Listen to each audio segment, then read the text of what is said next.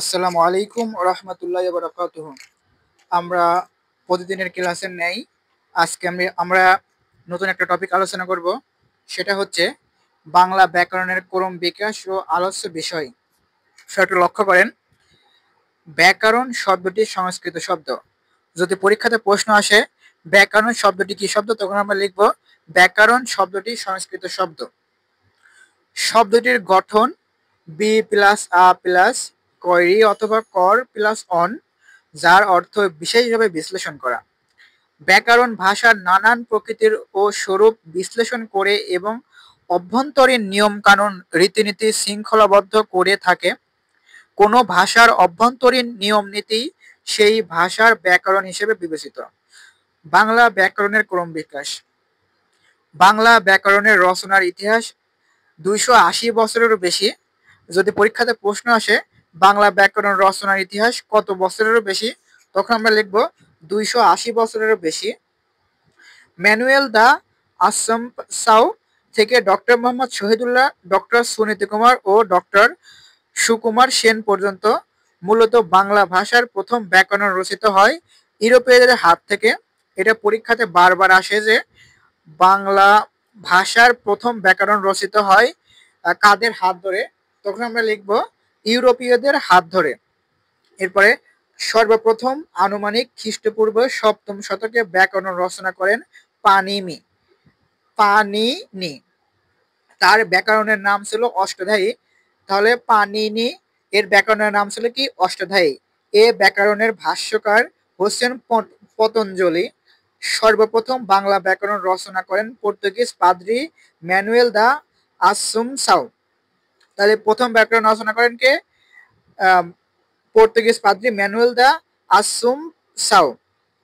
তিনি বাংলা পর্তুগিজ অভিধানের ভূমিকা অংশ হিসেবে ভোকাবুলারিও ইডিওমো বেঙ্গলা ই পর্তুগিজ নামের গ্রন্থটি 1734 সালে রচনা করেন, যা 1743 সালে রোমান হরফে এবং পর্তুগিজ ভাষায় প্রকাশিত হয়।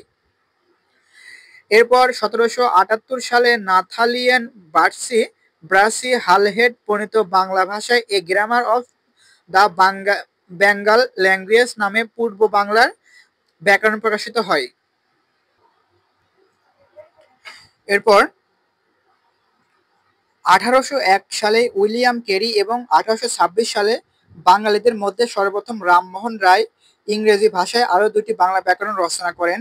উইলিয়াম কেরির উল্লেখযোগ্য ব্যাকরণ গ্রন্থ ভাষা কথাক্রম। পরীক্ষাতে প্রশ্ন আসতে পারে বাঙালিদের মধ্যে সর্বপ্রথম ইংরেজি ভাষায় বাংলা ব্যাকরণ রচনা করেন কে?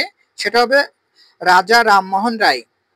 এরপরে কলকাতার স্কুল বুক সোসাইটি কর্তৃক 1833 সালে প্রকাশিত রামমোহন রায়ের গৌড়ীয় ব্যাকরণ বাংলা ভাষায় রচিত প্রথম বাংলা ব্যাকরণ। এটা পরীক্ষাতে বারে আসে যে হচ্ছে বাংলা ভাষায় রচিত সর্বপ্রথম ব্যাকরণের নাম কি? সেটা হচ্ছে রাজা রামমোহন রায়ের গৌড়ীয় ব্যাকরণ। তাহলে কি হবে? রাজা রামমোহন রায়ের গৌড়ীয় ব্যাকরণ। এরপরে বাংলা ব্যাকরণের আলোচ্য বিষয়। সবাই একটু লক্ষ্য করেন, আমরা এখন আলোচনা করব বাংলা ব্যাকরণের আলোচ্য বিষয় নিয়ে। সকল ভাষারই ব্যাকরণ প্রধানত 4টি বিষয় আলোচনা করে। বাংলা ব্যাকরণের আলোচ্য বিষয় 4টি: ধ্বনিতত্ত্ব, যার ইংরেজি শব্দ হচ্ছে ফোনোলজি; শব্দ অথবা রূপতত্ত্ব, যার ইংরেজি শব্দ মরফোলজি; বাক্য অথবা পদক্রম, বাক্যতত্ত্ব অথবা পদক্রম, যার ইংরেজি শব্দ হচ্ছে সিনট্যাক্স; শব্দার্থ তত্ত্ব, যার ইংরেজি শব্দ হচ্ছে সিম্যান্টিক্স। এই যে ইংরেজি শব্দগুলো এগুলো পরীক্ষাতে বারবার আসে, আমরা দেখতে পেয়েছি বিভিন্ন পরীক্ষাতে আসতে গেছে আমরা যে হচ্ছে ফোনোলজির ইংরেজি শব্দ কি, এভাবে পরীক্ষাতে আসে। যাই হোক, আপনারা বুঝতে পেরেছেন। এরপরে বলতেছে উচ্চতর ব্যাকরণের আলোচ্য বিষয় 6টি: ধ্বনিতত্ত্ব, শব্দতত্ত্ব বা রূপতত্ত্ব, বাক্যতত্ত্ব, শব্দার্থ তত্ত্ব বা বাগার্থ বিজ্ঞান, ছন্দ ও অলঙ্কার তত্ত্ব, অভিধান তত্ত্ব, যার ইংরেজি শব্দ হচ্ছে লেক্সিকোগ্রাফি। এটা ইংলিশে আসে যে লেক্সিকোগ্রাফির বাংলা অনুবাদ কি, তখন আমরা লিখবো লেক্সিকোগ্রাফির বাংলা অনুবাদ হচ্ছে অভিধান তত্ত্ব। আচ্ছা, প্রথমে আমরা ধ্বনিতত্ত্ব নিয়ে আলোচনা করি একটু। ধ্বনিতত্ত্বের আলোচ্য বিষয় হচ্ছে ধ্বনি। লিখিত ভাষায় ধ্বনিকে যেহেতু বর্ণ দিয়ে প্রকাশ করা হয়, তাই বর্ণমালা সংক্রান্ত আলোচনা এর অন্তর্ভুক্ত। ধ্বনিতত্ত্বের মূল আলোচ্য বাকযন্ত্র, বাকযন্ত্রের উচ্চারণ প্রক্রিয়া, ধ্বনি বিন্যাস, স্বর ও ব্যঞ্জন ধ্বনির বৈশিষ্ট্য, ধ্বনি দল, ধ্বনির পরিবর্তন, নত্ব ও সত্যবিধান। পরীক্ষাতে প্রশ্ন আসে যে নত্ব ও সত্যবিধান কোথায় আলোচিত হয়, তখন আমরা লিখবো ধ্বনিতত্ত্বে। আবার সন্ধি ও ধ্বনিতত্ত্বে আলোচিত হয়, এটা আমরা মনে রাখবো। এরপরে 2 নম্বর দেখি আমরা শব্দ বা রূপতত্ত্ব। রূপতত্ত্বের শব্দ ও তার উপাদান নিয়ে আলোচনা করা হয়। এই আলোচনায় বিশেষ্য, সর্বনাম, বিশেষণ, ক্রিয়া, ক্রিয়া বিশেষণ ইত্যাদি স্থান পায়। বিশেষ গুরুত্ব পায় শব্দ নির্মাণ ও পদ নির্মাণ প্রক্রিয়া। এছাড়া লিঙ্গ, বচন, ধাতু, সমাস, ক্রিয়ার কাল, ক্রিয়ার ভাব ইত্যাদি আলোচনা এ তত্ত্বে হয়ে থাকে। তাহলে পরীক্ষাতে প্রশ্ন আসে যে লিঙ্গ তত্ত্ব কোথায় আলোচিত হয়, সেখানে আমরা কি লিখবো? লিখবো আমরা শব্দতত্ত্ব, শব্দ বা রূপতত্ত্বে। সেরকম বচনও এখানে আলোচিত হয়, ধাতু আলোচিত হয়, সমাস আলোচিত হয়, ক্রিয়ার কাল আলোচিত হয় এবং সেই সাথে কারকও এখানে আলোচিত হয়। এরপর আমরা দেখি 3 নাম্বার কি বলতেছে, বাক্য বা পদক্রম। বাক্যতত্ত্বের বাক্য নিয়ে আলোচনা করা হয়। বাক্যের নির্মাণ এবং এর গঠন বাক্যতত্ত্বের মূল আলোচ্য বিষয়। বাক্যের মধ্যে পদ ও বর্গ কিভাবে বিন্যস্ত থাকে বাক্যতত্ত্বে তা বর্ণনা করা হয়।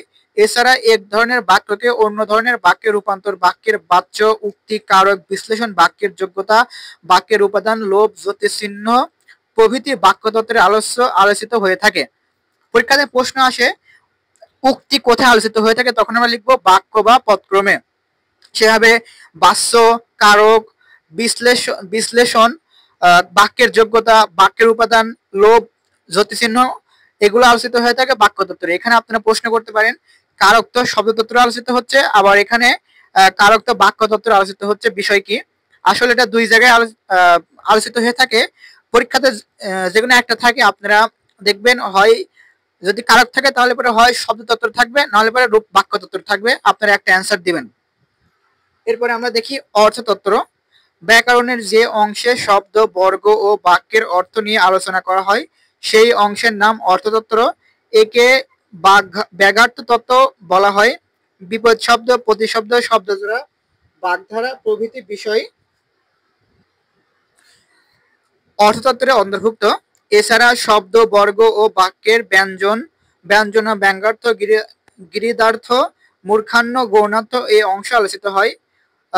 একই রকম পরীক্ষাতে প্রশ্ন আসে যে বিপরীত শব্দ কোন কোন তত্ত্বে আলোচিত হয়, তখন আমরা লিখবো অর্থতত্ত্বে বিপরীত শব্দ আলোচিত হয়। এরপরে প্রতিশব্দ, শব্দজোড়া, বাগধারা, এই যে মূর্খান্য, তারপর গৌণার্থ এগুলাও কোথায় আলোচিত হয়? অর্থতত্ত্বে। আশা করা যায় আপনারা বুঝতে পেরেছেন। এবার আমরা এখানে যতটুকু আলোচনা করলাম তার কিছু এমসিকিউ সলভ করব। আমরা 2022-23 সেশনে কিছু এমসিকিউ নিয়েছি, এখানে আমরা সেগুলো সলভ করি। সবাই একটু লক্ষ্য করেন। প্রথমে বলতেছে বাকযন্ত্র ব্যাকরণের যে অংশে আলোচিত হয় সেটা হচ্ছে ধ্বনিতত্ত্ব, রূপতত্ত্ব, ব্যাঘার্থতত্ত্ব, বাক্যতত্ত্ব। আমরা পড়েছিলাম যে বাকযন্ত্র আলোচিত হয় ধ্বনিতত্ত্বে, সেহেতু এখানে অ্যান্সার হবে ক নাম্বার ধ্বনিতত্ত্ব। এরপরে বাগধারা আলোচিত হয় ব্যাকরণের কোন অংশে? ভাষাতত্ত্বে, বাক্যতত্ত্বে, রূপতত্ত্বে, ধ্বনিতত্ত্বে। আমরা পড়েছিলাম যে বাগধারা আলোচিত হয় ব্যাকরণের বাক্যতত্ত্বে, সেহেতু এখানে অ্যান্সার হবে খ নাম্বার বাক্যতত্ত্ব। এখানে ভাষাতত্ত্ব হবে না, রূপতত্ত্ব হবে না, ধ্বনিতত্ত্ব হবে না, অ্যান্সার হবে খ নাম্বার বাক্যতত্ত্বে। এরপরে বাংলা ব্যাকরণ প্রথম প্রকাশিত হয় কত সালে? 1553 সালে, 1743 সালে, 1778 সালে, 1833 সালে। আমরা পড়েছিলাম যে বাংলা ব্যাকরণ প্রথম প্রকাশিত হয় 1743 সালে, সেহেতু এখানে অ্যান্সার হবে খ নাম্বার 1743 সাল। এরপরে বাংলা ভাষার প্রথম ব্যাকরণ কোথায় মুদ্রিত হয়? Lisbon, Rome, Serampore, Kolkata. আমরা পড়েছিলাম যে বাংলা ভাষার প্রথম ব্যাকরণ মুদ্রিত হয় লিসবনে, সেহেতু এখানে অ্যান্সার হবে ক নাম্বার লিসবন। এরপরে ইংরেজি ভাষায় লেখা প্রথম বাংলা ব্যাকরণের রচয়িতাকে? William Carey, Nathaniel Brassey, Halhed, Rammohan Roy, Manoel da Assumpcao. আমরা পড়েছিলাম যে ইংরেজি ভাষায় লেখা প্রথম বাংলা ব্যাকরণের রচয়িতা হচ্ছে নাথালিয়ান ব্লাসি হ্যালহেড। তাহলে এখানে অ্যান্সার কি হবে? খ নাম্বার নাথালিয়ান ব্রাসি হ্যালহেড। এরপরে বলতেছে ব্যাকরণের মূল আলস্য বিষয় হচ্ছে 2টি, 3টি, 4টি, 5টি। আমরা পড়েছিলাম যে ব্যাকরণের মূল আলস্য বিষয় হচ্ছে 4টি। তাহলে এখানে অ্যান্সার কি হবে? গ নাম্বার 4টি। এবার হচ্ছে বাগধারা আলোচিত হয় ব্যাকরণে। দেখেন এটা রাজশাহী বিশ্ববিদ্যালয়ের 21 সেশনে এসেছিল, আমরা একটু আগে দেখে এলাম প্রশ্নটা। যাই হোক, আমরা দেখি বাগধারা ব্যাকরণের কোন অংশ আলোচিত হয়? অর্থতত্ত্ব, বাক্যতত্ত্ব, রূপতত্ত্ব, ধ্বনিতত্ত্বে। আমরা একটু আগে পড়েছি যে বাগধারা আলোচিত হয় কোথায়? বাক্যতত্ত্বে। সেহেতু এখানে খ নম্বর অ্যান্সার হবে বাক্যতত্ত্বে। এরপরে কোনটি প্রাচীন বাংলা ব্যাকরণ? ব্যাকরণ মঞ্জুষা, আধুনিক বাংলা ব্যাকরণ, গৌড়ীয় ব্যাকরণ, ব্যাকরণ মঞ্জুরি। আমরা পড়েছিলাম যে প্রাচীন বাংলা ব্যাকরণ হচ্ছে গৌড়ীয় ব্যাকরণ। এরপর হচ্ছে সন্ধি ব্যাকরণের কোন অংশ আলোচিত হয়? পদক্রম, রূপতত্ত্ব, ধ্বনিতত্ত্ব, ব্যাকরণ, বাক্য প্রকরণ। আমরা পড়েছিলাম যে সন্ধি ব্যাকরণের ধ্বনিতত্ত্বে আলোচিত হয়ে থাকে, সেহেতু এখানে অ্যান্সার হবে গ নাম্বার ধ্বনিতত্ত্ব। এরপরে বাক্যতত্ত্বের অপর নাম কি? শব্দক্রম, ধ্বনিক্রম, পদক্রম, অর্থক্রম। আমরা পড়েছিলাম যে বাক্যতত্ত্বের অপর নাম হচ্ছে পদক্রম। এটা আমরা একটু আগে পড়েছিলাম। তারপরে এখানে গ নাম্বার আনসার হবে পদক্রম। এরপরে ব্যাকরণ শব্দটি হিব্রু, আরবি, সংস্কৃত, ইংরেজি। আমরা পড়েছিলাম যে ব্যাকরণ একটি সংস্কৃত শব্দ, সেহেতু এখানে আনসার হবে গ নাম্বার সংস্কৃত। এরপরে বাংলা ভাষার প্রথম ব্যাকরণ রচিত হয় কোন ভাষায়? গ্রিক, রোমান, অক্ষরনীয়া, হিমানি। আমরা পড়েছিলাম যে বাংলা ভাষায় প্রথম বাংলা ব্যাকরণ রচিত হয় রোমান ভাষায়। তাহলে এখানে খ নম্বর অ্যান্সার হবে রোমান ভাষা। এরপরে লেক্সিকোগ্রাফি কোন বিষয় নিয়ে আলোচিত হয়ে থাকে? ধ্বনিতত্ত্ব, শব্দতত্ত্ব, অর্থতত্ত্ব, অভিধানতত্ত্ব। আমরা পড়েছিলাম যে লেক্সিকোগ্রাফি আলোচিত হয়ে থাকে অভিধানতত্ত্বে, সেহেতু এখানে অ্যান্সার হবে ঘ নাম্বার অভিধানতত্ত্ব। এরপরে নিচের কোনটি ব্যাকরণের আলস্য নয়? সাহিত্যতত্ত্ব, রূপতত্ত্ব, ধ্বনিতত্ত্ব, বাক্যতত্ত্ব। আমরা পড়েছিলাম যে ব্যাকরণের আলস্য বিষয় হচ্ছে রূপতত্ত্ব, ধ্বনিতত্ত্ব, বাক্যতত্ত্ব। এখানে বলেছে আলস্য বিষয় নয় কোনটা? আমরা পরীক্ষাতে সবচেয়ে বেশি ভুল করি যে এই যে নয় কথাটা আমরা খেয়াল করি না। আমাদের খেয়াল করতে হবে যে নয় কথাটি আছে কি নাই।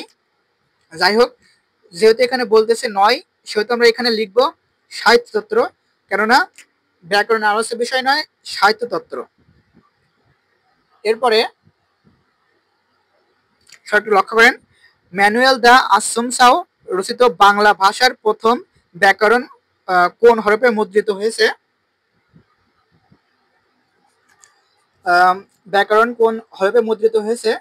রোমান, সংস্কৃত, গ্রিক, বাংলা। আমরা জানি যে ম্যানুয়েল দা আসুমসাও রচিত বাংলা ভাষার প্রথম ব্যাকরণ রচিত হয়েছে রোমান হরফে।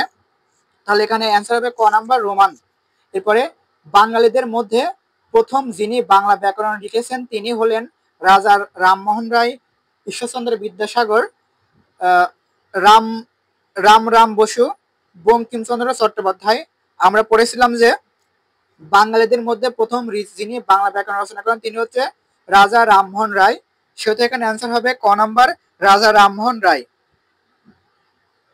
জ্যোতিষেদ বা বিরাম চিহ্ন ব্যাকরণের কোন অংশে আলোচিত হয়? ধ্বনিতত্ত্বে, পদতত্ত্বে, বাক্যতত্ত্বে, ছন্দতত্ত্বে। আমরা পড়েছিলাম যে জ্যোতিষেদ বা বিরাম চিহ্ন ব্যাকরণের হচ্ছে বাক্যতত্ত্বে আলোচিত হয়, সেহেতু এখানে অ্যান্সার হবে বাক্যতত্ত্বে। গ নাম্বার অ্যান্সার হবে বাক্যতত্ত্বে। জ্যোতিষ চিহ্ন বা বিরাম চিহ্ন আলোচিত হয় বাক্যতত্ত্বে। এরপরে ব্যাকরণ শব্দের সঠিক বা ব্যুৎপত্তিগত অর্থ কোনটি? বিশেষভাবে পর্যালোচনা, বিশেষভাবে বিভাজন, বিশেষভাবে বিশ্লেষণ, বিশেষভাবে বিয়োজন। আমরা পড়েছিলাম ব্যাকরণ শব্দের অর্থ হচ্ছে বিশেষভাবে বিশ্লেষণ, সেহেতু এখানে অ্যান্সার হবে গ নাম্বার বিশেষভাবে বিশ্লেষণ। এরপরে ধ্বনিতত্ত্বের আলোচ্য বিষয় কোনটি? উপসর্গ, অনুসর্গ, পদ ও ধাতু, প্রত্যয় বিভক্তি, নত্ব ও সত্যবিধান। আর এটা পরীক্ষাতে বারবার প্রশ্ন আসে, সেজন্য আমি এখানে ভেরি ভেরি ইম্পর্টেন্ট দিয়ে রাখছি, আপনারা একটু লক্ষ্য করেন।